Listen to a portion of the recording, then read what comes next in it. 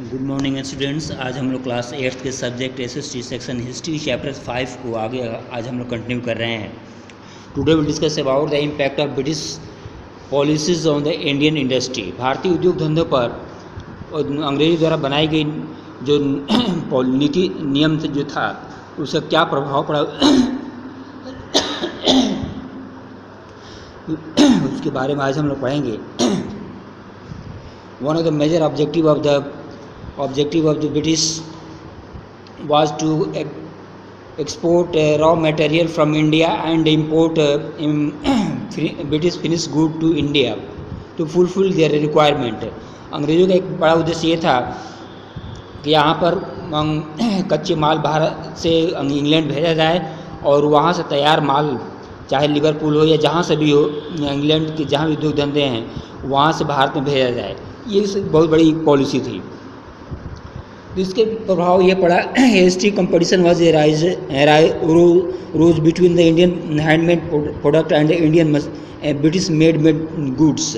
और ये हम देखते हैं कि भारतीय बस जो भी शिल्पकार थे, बुनकर थे, जो कहाँ से कपड़े बनाते थे और इंग्लैंड से जो मशीन से बने कपड़ा आता था, उसके पीछे एक बहुत संघर्ष हमें देखने को मिलता है। Powerloom replaced traditional handlooms. तो इस तरह देखते हैं जो पावरलूम के द्वारा, जो मशीनों के द्वारा बना हुआ कपड़ा था वो सस्ता पड़ता था भारतीय कारीगरों के द्वारा बनाए हुए कपड़े से।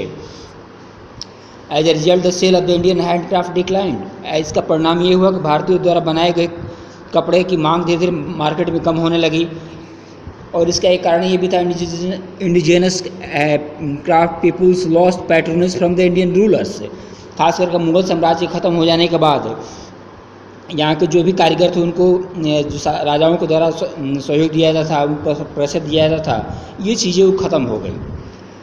British imported raw material from India and export handcraft people could not retain a raw materials to work with. तो यहाँ क्या होता था, अंग्रेज लोग अपने देश में उद्योग धंधे चलाने के लिए, क्योंकि इंडस्ट्रियल रिवोल्यूशन हो गया था इंग्लैंड में, तो इंडस्ट्री के लिए रॉ मटेरियल जो है यहाँ से भारत से जाता था। इसी कारण यहाँ के जो भी बुनकर होते थे, कारीगर होते, उनके कच्चा माल अपने सामान तैयार करने के लिए बहुत कम मिलता था, और मिलता भी तो बहुत हाई रेट में मिलता था। तो India was made an exporter of the raw materials to Britain and the importer of the British finish good. इसका एक प्रभाव ये हुआ इंडियन ब्रिटिश पॉलिसी का कि भारत से कच्चे सामान इंग्लैंड जाता था और वहाँ से तैयार माल भारत में आता था। तो ये तो हमने देखा कि भारतीय उद्योगों पर इंडियन ब्रिटिश पॉलिसी क्या प्रभाव पड़ा। Now we discuss about the economic drain of India. Indian wealth and resources were drained continuously during the British rule. हम देखते हैं कि अंग्रेजों के शासन के समय में भारत से जो भी धन संपदा थी, रिसोर्सेज था, इंग्लैंड जा रहा था। लगातार ये कोशिश हो रही थी कि इंग्लैंड उतना धनी आज अब देखते हैं उस तरह नहीं था। वहाँ कच्चे माल की कमी थी, उद्योग धंधे उतने अभी डेवलप अवस्था में थे। तो धीरे धीरे यहाँ से भारत से ये सारी चीज़ जाती थी और उसके कारण भारतीय उद्योग को धीरे धीरे, जो खासकर ट्रेडिशनल उद्योग हैं भारत के, उसके बारे में उन्होंने, यहाँ के एक हमारे बहुत ही प्रसिद्ध संघर्षकर्मी नेता हुए जिसका नाम दादा भाई नौरोजी है, इन्होंने अपनी किताब में लिखा the economic drain and the un British rule in India करके उन्होंने किताब लिखा। तो इसमें लिखा उन्होंने कि कैसे भारत से जो धन संपदा भारत की जो संपत्ति है, कैसे एक षड्यंत्र के तहत कैसे भारत से इंग्लैंड भेजा जा रहा है, इसके बारे में उन्होंने डिटेल लिखा है। Decline of the traditional industry. और इस तरह भारतीय परंपरागत उद्योग जो धंधे जो थे, before the arrival of the British the indigenous industry flourished in India. तो भारत में जो परंपरागत उद्योग धंधे जो थे अंग्रेजों के आने के पहले बहुत ही फल फूल रहे थे। यहाँ पर खास करके सूती वस्त्र उद्योग हो गया, मसालों के हो गया, ये जो भी व्यापार होता था, बड़े व्यापार होता था, उसे भारतीय जो उत्पादन करने वाले थे या व्यापार करने थे बहुत से लाभान्वित होते थे, बहुत प्रॉफिट होता था। But the arrival of the colonial power and the British the traditional handcraft and artisan were pushed into the darkness. और धीरे जब अंग्रेज यहाँ पर भारत में आए तो उन्होंने भारतीय उद्योग धंधों, साथ ही साथ यहाँ परंपरागत जो उद्योग धंधे थे, खास करके बुनकर जो का जो कपड़े बुनते थे, जिसके पूरे वर्ल्ड में उसकी डिमांड थी, धीरे धीरे इसका दुष्प्रभाव पड़ना शुरू हुआ।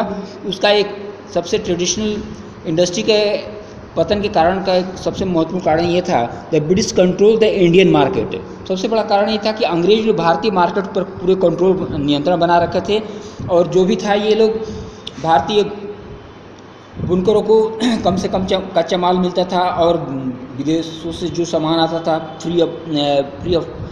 फ्री ट्रेड पॉलिसी के अंतर्गत है, उसमें बिना कोई शुल्क के अंदर आ जाता था। और भारतीय से यहाँ से जो सामान जो जाता था उस पर इंग्लैंड में जो चाहे सूती वस्त्र हो या सिल्क कपड़े हो, उस पर बहुत ज़्यादा टैक्स देना पड़ता था, इसलिए भारतीय सामान महंगा हो जाता था। द चार्टर एक्ट ऑफ 1813 में ended the monopoly of trade with the East India Company and made the Indian market open to the other traders।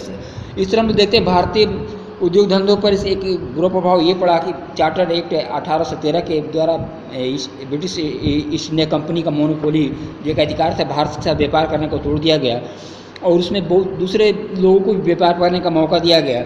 इसका एक प्रभाव पड़ा, the consequence the foreign goods flooded the Indian market and destroying the market for the indigenous product। और वहाँ से England से तैयार सामान ये कारखानों में, मशीनों से तैयार होता था और भारत में आना शुरू हो गया। इससे क्या, भारत के जो परंपरागत उद्योग धंधे थे वो धीरे धीरे उसका बुरा प्रभाव पड़ा, और धीरे धीरे उनका ख़त्म हो गए, और जो लोग उसमें लगे हुए थे दूसरे धंधों में, खास करके कृषि वगैरह कार्यों में लग गए। Thank you. In next video we will discuss about uproar in England. Thank you.